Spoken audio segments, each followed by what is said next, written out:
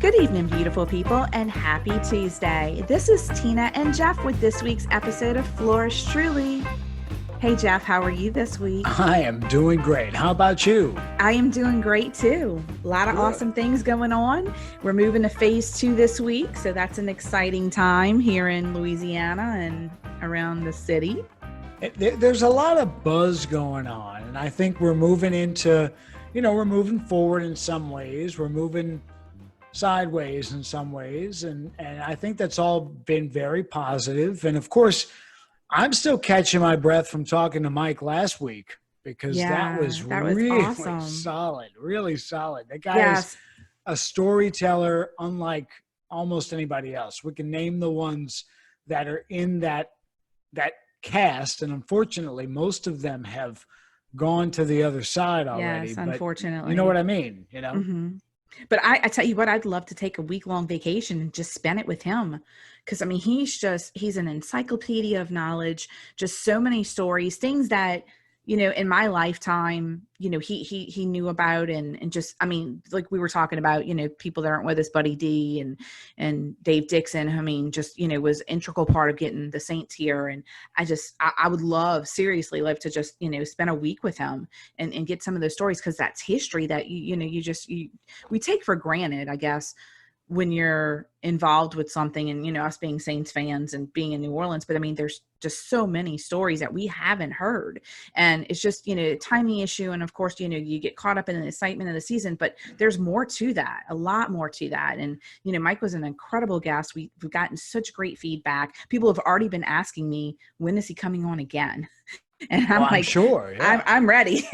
Cause like I said, I'm into all of that. I mean, there's a lot of, we just really scratched the surface with some of the stories with Mike. So I can't wait for him to come back on again. Could you imagine going fishing with that guy? Oh, you just sit there and I don't think I'd catch anything. I think I'd just be listening. I wouldn't know what happened to the reel. No. And I fish, we have a boat, we go out and fish. And I can tell you right now, I love to fish. I would have zero interest that day. I'd want to sit and just talk to him. I mean, he's just he's a wealth of knowledge, and he was an incredible guest. And we, again, are so appreciative of him coming on, and already have listeners looking forward to the next visit with us. And if you haven't heard it, go back and listen. It's in 2 parts. Part 1, part 2, Mike Detillier's interview with us.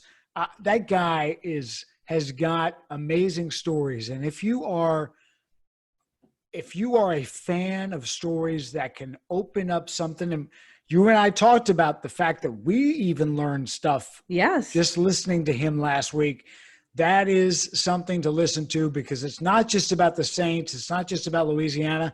It's about the history of the league, and it's about the history of what happened with the organization here, everything surrounding it. And he touched on so many things. I really enjoyed it and look forward to having him back again. I did too. And I had to actually go pull out my book. I went to Dave Dixon's book signing back in 2009, and I had to go pull out my book, and I have it actually sitting on my desk to reread it, because, you read something and then you forget, years go by.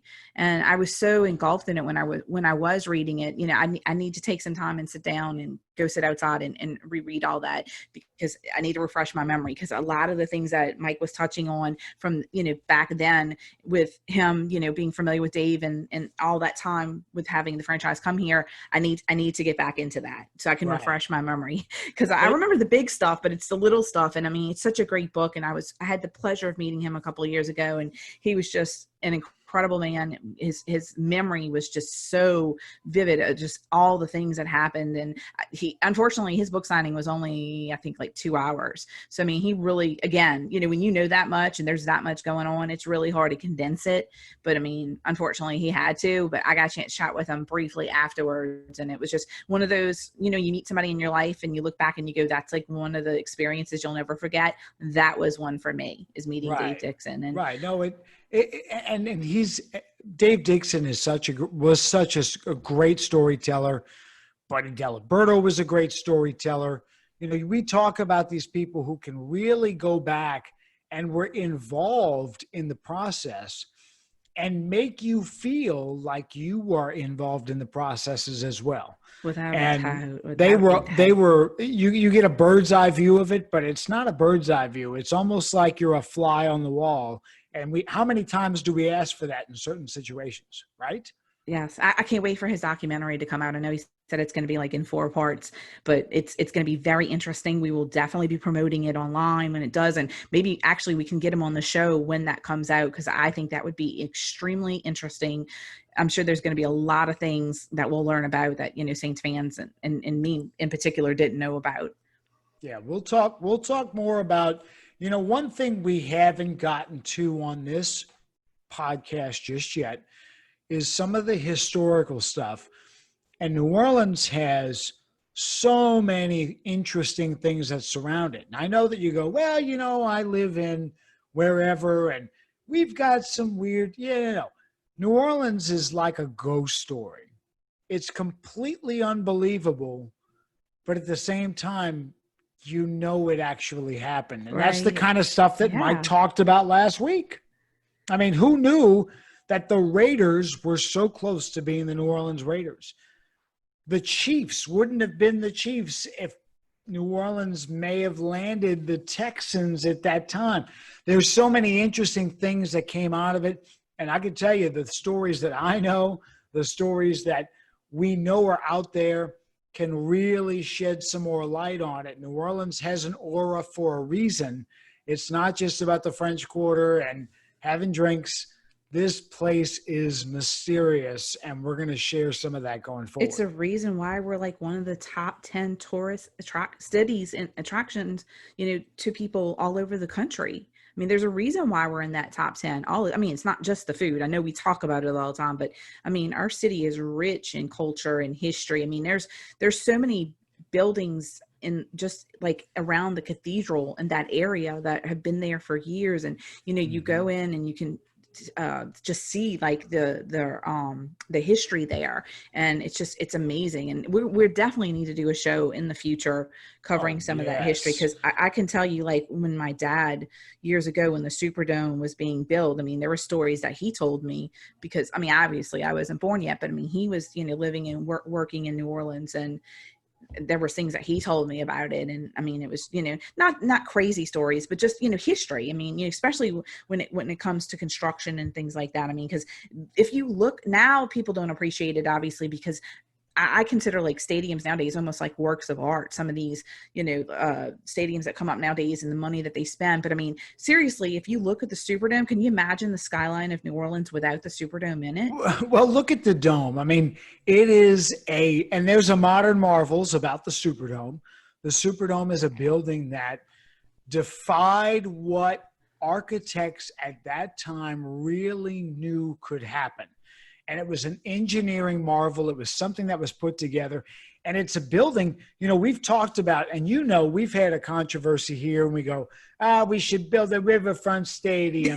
We should knock it down and build something outdoors. And what about Tulane Stadium? And we do all of that all the time. But the reality is the Superdome might be the most adaptable building in America. And it's hosted everything from papal visits to the Republican National Convention, to Super Bowls, to Final Fours, to everything in between. Concerts. The Superdome is an amazing place, and we continue to redefine it. And of course, talking about the Dome, one of the interesting things is going into next season, it's going to have a different name, right? Yes. We don't know what it's going to be yet. There's been some suggestions out there, and a lot of people have had, like, I think the Advocate, NOLA.com have been having little contests to give suggestions. And so, I mean, there's a lot of big corporations. I personally would like it to see it go back to the Louisiana Superdome, regardless of who sponsors it. I mean, let's say Verizon. If Verizon was to sponsor it, I'd like to see it be Verizon Louisiana Superdome. Will that happen? No, probably not. They're going to want their name on it, just like Mercedes did. I mean, you're spending that kind of money to have naming rights. You're going to want your name exclusively on it. But to me, it's the People's Dome. I mean, we grew up, like you said, I mean, so many things have been hosted. It's iconic when you think of New Orleans. So I want it to go back to being the Louisiana Superdome. I don't think it's going to happen, but I mean, whoever does sponsor it, I mean, I'm sure we're hoping it's going to be someone local or someone at least related to the Gulf South area, but we just don't know. Look, I would love it if it were the Louisiana Seafood Dome. Okay, I would take that. I would say, you know what? I can take the Superdome out and go to the Louisiana Seafood Dome. I would take that. Now, of course, the one big offer so far was from an adult content website. We're not going to go further than that, but they offered $15 million for the naming rights. Yeah, and they were like, "Thanks." I don't think it's going to happen. The funny thing is that's the only thing we've heard. I mean, normally, when Mercedes was in the running, and I think there was like 2 other companies that were considering, putting in a bid for naming rights. Normally we would hear something. We haven't heard anything. At least I haven't personally heard anything. And I mean, there's a lot going on here in the city, obviously, so that could be part of it too. But I mean, it's strange. Normally by now, it's because the news came out and we kind of knew already Mercedes was not going to renew their contract for their naming rights, but we thought something would have happened by now. But it is like you said, it's going to be a change. We're going to have new name. Also, too, some news came out today is that the NFL announced that teams have to hold all their training camps at their own facility. Now, I mean, it doesn't affect the Saints because the Saints have held their training camp at the facility on Airline Drive the last couple of years, but it does affect a lot of teams in the league right now. I mean, I saw the Steelers haven't held their training camp at their facility since the 60s. So, I know Dallas holds theirs in California, but that was something they came out. They wanted them to all stay, home base. So that's the last training camp I attended was the Raiders training camp last year in Napa, California. And I went, no wonder why they want to train in Napa. The weather gets up to 74, and at night it gets down to like 62. Beautiful. And they've been practicing behind the same hotel in Napa for years. So getting back to your home, you know what? That puts everybody on an even playing, well, for the most part, an even playing field. I mean, if the Saints were opening training camp today, it's pretty hot outside. Of course, you can go other places in the country and maybe it's a little better. It's a shame the Chargers aren't in San Diego anymore. They might have the best home field training camp weather, right? So yeah, the Saints and this, whenever we go and do our joint practices with other teams, I mean, they go out over to California and the reporters, the writers, players, that's the first thing they compliment. They get up in the morning, they're like, man, this weather is beautiful. Because I mean, here, with the humidity, it's 9:00 in the morning. Practice opens, within like 45 minutes. I mean, it's already like miserably hot, especially with the humidity. Right. Well, I give Tom Brady like 3 weeks of training in the Tampa Heat and going, did I make the right decision? You did see him out there what was it, like a week ago? He was out I saw it on NFL Network. He was out there throwing some passes. Maybe he was trying to get used to it. But yeah, that news broke today. And the Saints did sign an offensive lineman. So they're trying to get some depth and shore up our offensive line with James Hurst, who used to play for the Ravens for a couple of years. So, I mean, we've had, some things going on. Preseason schedule just came out finally. I don't know what the holdup was on with that because the official regular season schedule came out, but the schedule for preseason was still kind of to be determined. So we've got 2 away games back to back, and then we come home, and the first game is against the Rams at 9:00 at night. That sounds amazing. Yeah. I know. Saints fans are going to have to get real acclimated, get home from work and, cook dinner and sit around for 2 hours waiting for kickoff because that first game's on August the 14th against the Rams in LA. But what's good is that, and this, because New Orleans the Superdome is in the middle of downtown. It's not the case in so many cities where your stadium is in the middle of the central business district. But in our case, the preseason game starts at 6:30, and everybody gets off for work at 5, and it is a log jam trying to get to the Dome. So this is, I think, a welcome thing for us. It gives us the chance to kind of filter out the midday traffic, bring in everybody for the game. And, of course, like I do, the most of the people that go to the preseason games are people that don't get a chance to go to a lot of games. It's not a whole lot of season ticket holders, but it's It's an opportunity for people to go experience the game. And this year of all years, when people are talking about it might be Drew Brees' last year, that's a big opportunity for people. So I think it's a welcome change for most people, more than for those of us who are like, the preseason, I'm excited. It's great and all. And I got to wait till 9:00. I might be like a half a sheet to the wind by then, but that's okay. It's a good start. And I think there's a lot more anticipation this year just because of, how this year has went so far. It's been just, crazy. So now here we are, just a couple months away from training camp. And then our first preseason game, like I said, August 14th. So I think at that point, we're already itching for it. I mean, we really are. I mean, it's one of those, and especially with our schedule this year, it's one of those years that you just look at it on paper and you're just like, wow, come on, can it be tomorrow? We have great lineup. I know we've talked about it before, but I mean, this is going to be a great year. And that week 1 matchup against Tom Brady and the Bucks. I mean, tell me like you're not sitting there just already itching for that game. We'll just see what happens. No, we haven't started the season that strong in quite some time, but I'm looking forward to it. I think it's a great start. I think it's a great preseason schedule. And of course, there's so many questions still going, but you know what? I look at it this way. We are now, I think we've just reached the 90-day mark until the home opener of the preseason. We've got just over 100 days.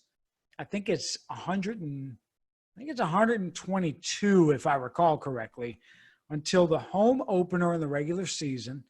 So we've got some time to figure these things out, and we've got some time to get back to football. So I'm excited. We're making moves. We're making noise. The Saints are on the forefront in so many different ways. So you know what? Bring it on. And I can't wait to talk to Nick next week, Nick Underhill, about the Saints a little bit more next week and dive into it, Yeah, he's going to be a great interview.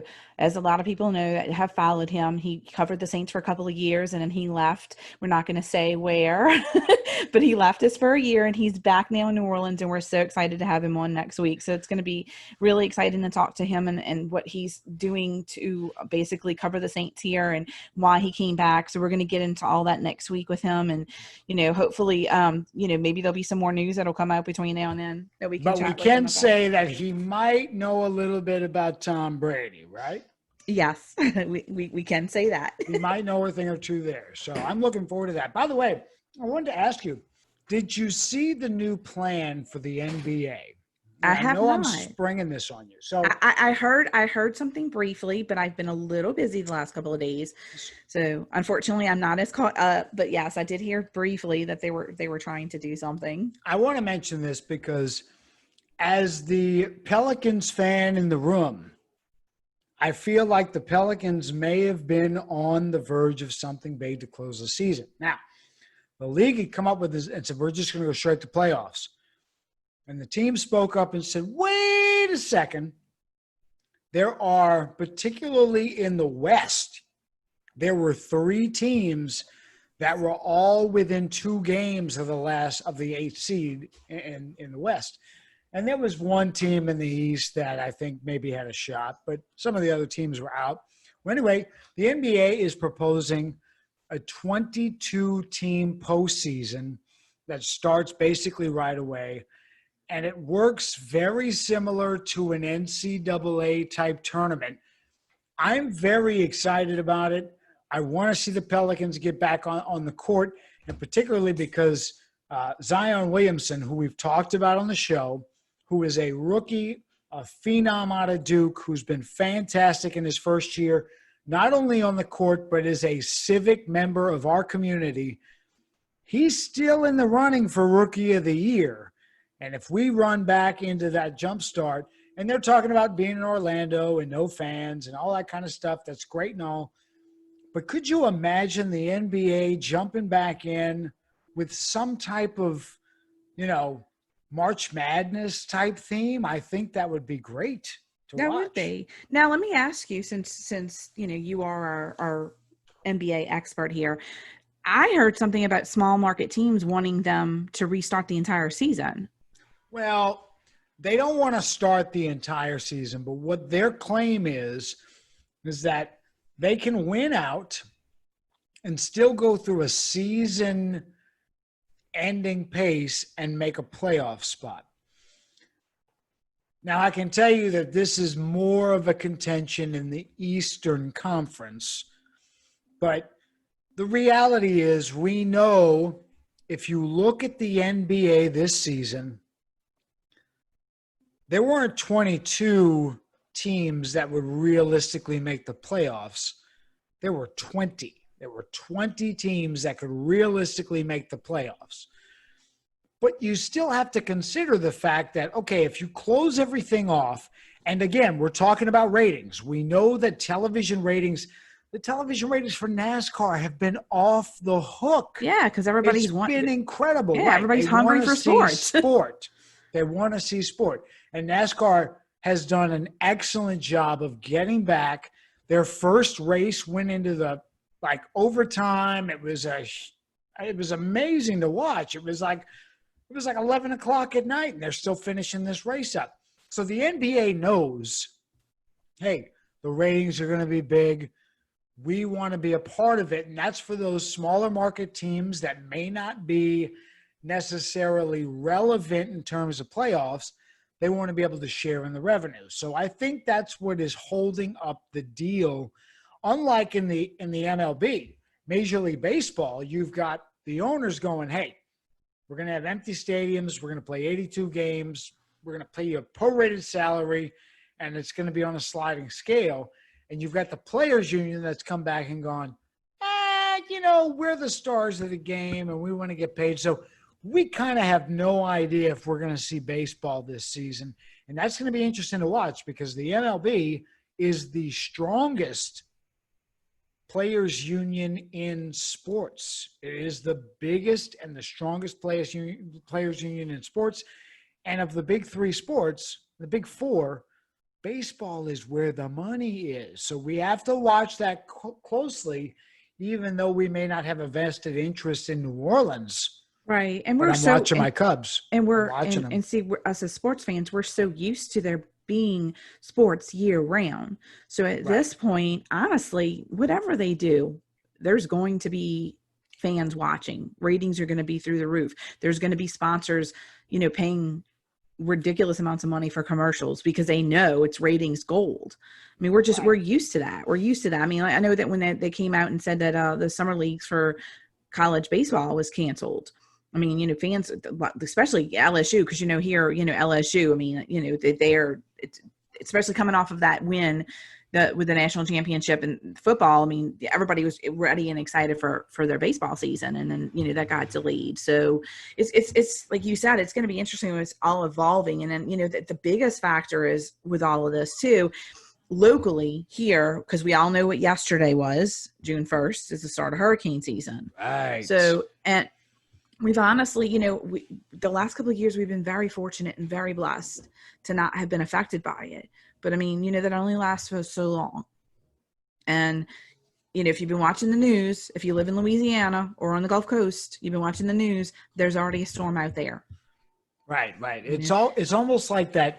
When you start, let's say the 6th grade, and you're excited because you're in that middle school period and you're like, you know what?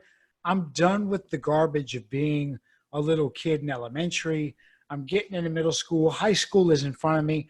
It's very much like us today because we've got everything that happened this year and we are ready to go. And then your first day of the 6th grade, the fire drill happens. Well, this is our fire drill because – and I'll tell you what, if you guys who listen want to follow the tropical storm, Cristobal, follow me on Twitter, the NOLA Rolla. I am a little bit of an amateur meteorologist. I have been for years, and some people will tell you that I may have been the first person to predict where Katrina would landfall. I'm not saying that officially. I'm just saying that some people may tell you that.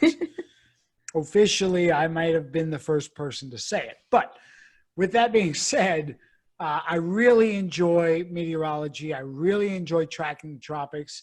And this storm came out of nowhere, and they said, this is one of those things that's going to taper off into Mexico. And I said, well, there's no steering current in the Gulf. There's nothing that's going to be able to hamper it. It's going to be able to get some favorable development. There's storm development all around it. And sure enough, today, the storm goes, it's going to track north to Louisiana. It was a Sunday morning. They said it was like a 20 to 30% chance of development. Next thing you know, it's 80% chance of development. Now it's Tropical Storm Cristobal, and it could possibly get to a Category 1 hurricane sitting below us on Sunday. Possibly. Yeah, I would say the chances of it becoming a hurricane are about 28%. I'm going to go between a quarter and a third, because if you look at the modeling that's happening right now, it's entering favorable waters, but the temperatures are not what you have to really producing a storm that's going to blow up. Now, what you will have is a moderately paced storm. You're going to have a large swath of thunderstorms. You're going to have a very dangerous northeast quadrant, as we talk about during storm season. Mm-hmm. And again, we're talking about all the things that we talk about every year at hurricane season. We're just doing it in the first week of June, which is not what we're used to. No, and actually we're on our third storm already. I mean, this is technically our third storm. Right, we're on the seas already. It's been, but for people who do not live in Louisiana, listen outside of our area, to understand this, the typical time for storms is usually in August. But the rule of thumb that we apply here is based on our winter. If we do not have a very cold winter, and I mean, yes, it does get cold here sometimes, but we have little cold fronts that come through, and we'll have several of them. But this year we had 2 that I can remember. We had a very warm winter, which means we get warmer in the spring. And of course our summers are, miserable, which warms up the water in the Gulf. And that's what makes these storms basically blow up overnight, because they hit that Gulf water, and it's just, literally like a depression can turn into a hurricane, in a matter of hours. It's happened before. We've seen it happen before. Yeah. I think we're realistically looking at a Saturday evening, Sunday morning landfall somewhere in the Lafayette, Lake Charles area, which, if you understand storms, the side to the east is where you don't want to be. No. You want to be to the side of the west. We stay prepared from here on out. We stay prepared. We hope and pray that nothing happens to our area, because we've been devastated by before. I don't want to see it happen to anybody, but unfortunately, it's a fact of Mother Nature. No matter where you live, whether you live in California, they've got earthquakes. You live up north, they've got tornadoes and snow, and here we deal with hurricanes. So it's just one of those things we have to pay attention, be prepared, and just keep an eye on the news and watch it. Can I go off course just a second? Tina? Sure, of course. I want people to know that these things are dangerous. We watch them. We're very careful. We prepare from June 1st. Yesterday, every news station had a special that lasted 2 hours about here's what you need to do. Like, you have to be prepared. And this year has some added challenges with the things we've already faced this year. But I might be planning my first hurricane party of the year. I got to be honest. Like, I am one of those people that I love a good hurricane. I love when it comes through. I'm very safe. I'm very careful. But Cherie and I will absolutely sit out on the porch until it gets to the point where we cannot sit outside anymore. We have to be inside. Now, for those of us here, most of us will stay here if it's a Category 1 storm, maybe a Category 2. After that, you get the heck out of here. Yes. Get out. It's not anything to play with. And if you are going to have a hurricane party, be responsible. Make sure that you know where everything that you need is. Make sure you've stocked up on the things that you need to stock up on. and make sure that you're monitoring the events and not treating it as a party, but treating it as, you know what, these storms can be really beautiful to watch when they come through. Don't sit in the eye of it and enjoy yourself, because you'll probably not make it. But if you're on the outside of it, you can safely watch, do it. And these are the things that you hear about in Louisiana. If you hear about a hurricane party, that's what we're trying to do. We're trying to enjoy the storm coming in. We want to see the rain. We want to see the lightning. We want to hear the thunder. And if the power goes out, you know what? We'll enjoy ourselves anyway, even though it's 95 degrees. But that's really something I wanted to talk about, was a hurricane party. You're not alone. I've seen a lot of people on social media right now that have already been talking about it. And for anybody that doesn't listen, you know, doesn't live here and they're listening to us, they're probably like, what are they talking about? But it's something that, you know, we do. Again, New Orleans is known for making the best out of a bad situation. So I've had people actually already tweet me and send me messages on Facebook, and they're already stocked up on stuff to begin with, just because with all the COVID and, you know, not being able to go out to stores and get things as accessible. A lot of people stocked up when all this was going on. So, you know, the normal things people get whenever there's a storm is bread, you know, water, milk, staples. A lot of people have water already and got all those things because, you know, there was runs on it for weeks. So a lot of people already said that. They're like, yeah, you know, hurricane party, we're ready, woo. But I mean, it's just something that's, I know growing up here, I've never personally had one, but I mean, a lot of my friends do. It's just something that you just do here because, you know, like you said, you're not going to leave for a tropical storm. You're not going to leave for a hurricane, a category 1. So, you know, you stay here and you make the best of it, and, you know, you hope and pray for no injuries and no major damage. But it's just, like I said before, it's no matter where you live in this country, there's going to be some kind of weather events. There just are. I mean, I have friends that live in California. They deal with the earthquakes. You know, my mom's family was from New York. I heard the stories all the time, how they were snowed into their house. So, I mean, you know, my friends in Florida and Carolina, they deal with hurricanes over there too. So, you know, they have tornadoes. I mean, the one good thing going for us is at least we have some kind of warning. No, I'll take hurricanes over all the other ones. Earthquakes.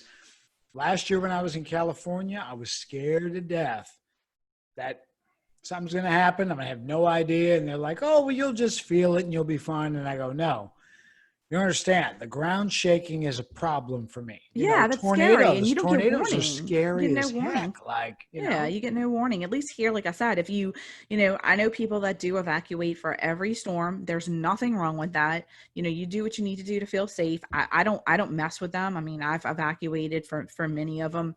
You know, but it's just, unfortunately, like I said, other areas don't get warnings with their events as we do here. So, you know, at least we're getting a couple of days. And this, what do the meteorologists always say? This is the good trial run. And I hate that terminology, but I understand why they use it. You know, this is the trial run for you to get prepared, get batteries, make sure you have supplies. Because a lot of people wait literally until, you know, the day before a storm hits. And so that's why they do those weather specials. Growing up, Bob Brett, you know, everybody loved and respected Bob Brett growing up. And they always had what was a show called Weathering the Storm. And it was always held on June 1st. Bob would be on for, you know, an hour or two talking about storms preparation, which you need. So just growing up here, it's a fact of life. It's something that we're just used to. You know, we I don't want to say become numb to it, but it's just, you know, it's a routine. Just like getting up and brushing your teeth in the morning. Oh, we got a hurricane. Better make sure I have everything I need. So, and I have to say this year in particular, maybe it's good that we have to keep an eye on the tropics right off the bat, because this year has been difficult, to say the least. There's a lot going on. There's a lot going on since March. There's a lot that's happened within the last week and a half. There's a lot of things that are happening. And so maybe we need the reminder, hey, this could be an active season. Make sure you're focusing on stay focused, stay what vigilant, could come to prepare. you. Right. But exactly. to turn the tables on something extremely positive that I've supported for the last couple of years, it's absolutely awesome. Today is Give NOLA Day. Give NOLA. Yes. And what it is, it's a 24-hour event that's actually sponsored by the Greater New Orleans Foundation. And basically, you can go on their website. It's givenola.org.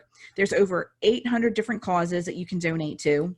And I mean, some of them are, very small local, organizations or music foundations. Steve Gleason's foundation is one of the ones that you can give to. So just to give people to be familiar with it, but there's over 800 of them. It's a great cause.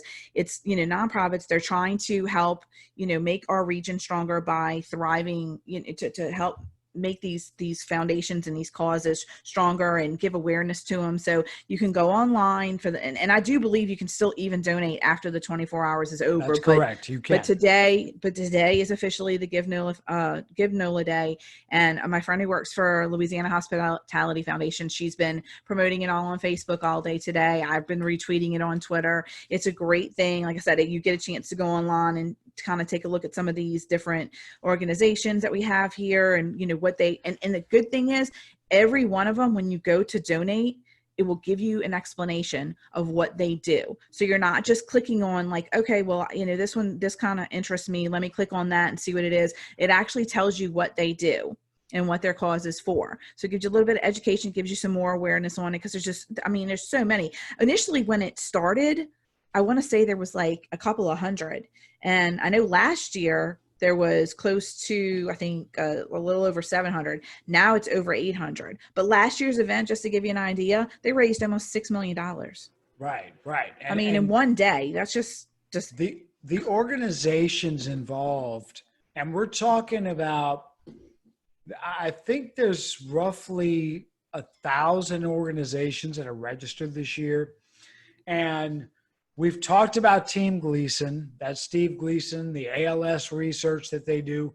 Son of a Saint, which is another big one, which is dealing with kids that have grown up in families without a father. And we've seen all of the Saints players at some point really be involved in this organization.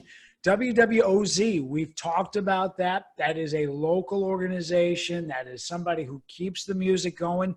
The Roots of Music. Tina, have you ever seen the Roots of Music perform? I have not, no. This is kids that are in the 2nd to 7th grade, musicians, marching bands. This is what's keeping the brass instruments, the drummers, the horn players, all of that alive. The Roots of Music is really keeping the music alive in the younger generation. So we're seeing so many organizations that you can reach out to. And it's all different types. I mean, if you're an animal, NOLA.org and check it out. If you're an animal lover, the Animal Rescue of New Orleans, which is an organization that helps rescue animals, they get them off the streets, give them medical care if they're sick, and then they go through the entire process for foster and adoption. I mean, because, unfortunately, it's a problem with overrun shelters here. A lot of them, they try to, especially with the SPCA and there's PAWS and FODA throughout the area, a lot of them try to keep them out of the shelters because they're already overrun. So they start these programs where they have foster homes, like my baby, Louis Pierre. He came out of a program that had foster homes. So he was living with his foster mother 5 days a week. And then they actually had a facility that I could go and visit. And that's how actually I saw them online. You go to the facility. It's a no stress zone is what they call it. So you can go into a room and you can meet the foster mom and see the pet and get to interact with them. So it's not like you're going into that environment where there's cages all over. And, that's very stressful for an animal, to begin with, to be locked up, but then you're trying to like look at them and, kind of get familiar with them and see their personality. And, there's like cages all over the place. So a lot of these organizations now do that where they get foster moms and you can either go to their house or, like I said, some of them have actual facilities that they own and operate. And like one particular one, that's what they do. The animals go there on the weekends and they have, it looks like a house. So there's like 8 rooms and they bring you in there with, the dog or cat and you get to interact with them and make your decision. I was fortunate to get, my Louie through an organization like that. And it's a great thing. And, with the shelters being overrun, especially right now, there's, for whatever reason, they're overrun. And I'm thinking it has to do, obviously, with COVID. A lot of people can't get out and go and adopt animals at the shelters, and they hold events on the weekends. They can't do that right now as well. So, I mean, that's just another organization that they have, is Animal Rescue of New Orleans. But I mean, there's just so many of it, from schools to music to animals to, the American Lung Association. organization is another one, which, I mean, unfortunately, lung cancer is a horrible thing here. And, they're trying to bring awareness and raise money to hopefully find, causes of a cure one day and do research. So, I mean, it's just a lot of different organizations. There's over 800 of them. Go check them out. GiveNOLA.org. I've been tweeting it all day on Twitter. I'll continue to do it, throughout the evening and then tomorrow as well once our show is released. Because like I said, I do believe you can still donate tomorrow. I just think today is like the day that they actually heavily promote it because, it's Give NOLA Day. Right. You can still give money to these organizations. You can still check them out. And Give NOLA is a great thing. We've got a lot of really, when we talk about New Orleans being a special place, there's a lot of groups that have to help keep it a special place. And that's what you're really doing. So check that out, GiveNOLA.org. It's a lot of behind the scenes things that go on that we just, even us actively promoting all of this, there's so much more behind the scenes that goes on that you just really just don't know about. So the small mom and pop organizations, that's what they rely on. We talked about the Crew Red Beans recently. Give you a prime example. When we had Scott on the show, a lot of restaurants here were struggling and the Crew Red Beans were supporting them every day, ordering from them to donate lunches to the frontline workers. That's what was help them get revenue in to keep them going. So those are the behind the scenes things that we don't know about, we don't hear about, but of course, when people give us all this information, and we try to get it out to all our listeners and get it out on social media because that's what's important. That's getting that word of mouth out to other people is how they're going to be able to, get through this, whether it be, COVID or the next, crisis that comes through, these small businesses, they need our help. So, as much as we can do to promote it, that's, I'm happy to always do that. And I say this weekend all the time on the show, on social media. If you hear of a cause or a business or something that needs some promotion and they're doing something great, let us know. No matter how big or small, we're happy to promote them. Absolutely. And I want to talk about a couple things. Number one, if you are in the area, the River Shack has been a place for some live music, a great bar and restaurant atmosphere. This weekend, June the 5th, actually, Friday, Adam Pearce was on, what's the show with, not America's Got Talent, but the American Idol, right? American Idol. Adam Pearce was one of the finalists on American Idol. I have had the pleasure to go out and listen to him probably 10 times in the last 2 years. The guy's incredible. The guy is incredible with his music. He plays the guitar. He does a lot of rock covers. I'm like, are you Robert Plant? First time I heard him, he can pull off that Led Zeppelin sound. He can pull off that grunge sound, the Soundgardens, the Pearl Jams, all of that. Really great. He'll be at River Shack this Friday, 6 p.m. He's returning to River Shack. He used to have a weekly gig. This is his first time there since the end of February. So that's awesome. If you're in the area, Adam Pearce is a great act to go see. If you're not in the area, something I want to tell you about, one of my absolute favorite bands, the name of the band is Cowboy Mouth. Cowboy Mouth will perform the first time as a band this Friday live on Facebook. You can just check out Cowboy Mouth on Facebook.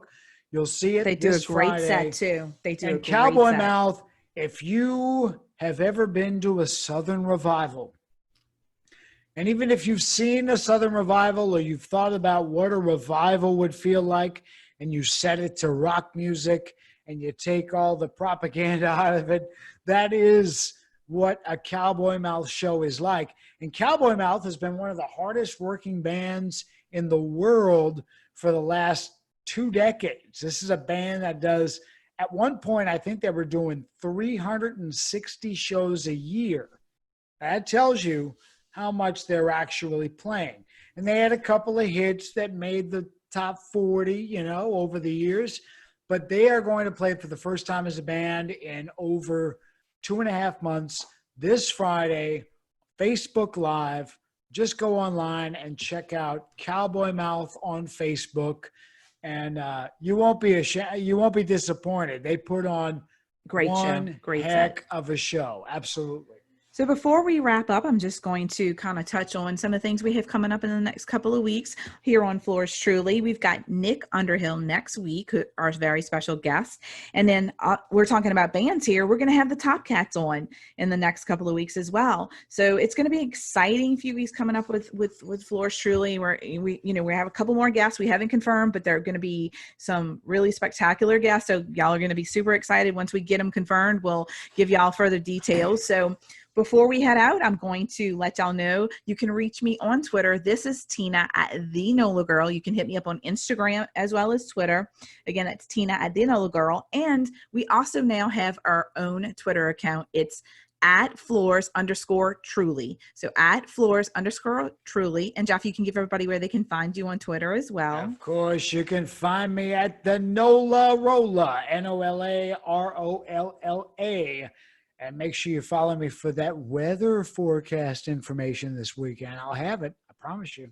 Yes, everybody go check out Give NOLA and stay safe this weekend with whatever happens with Cristobal. And y'all have a wonderful evening, and we will see you next Tuesday.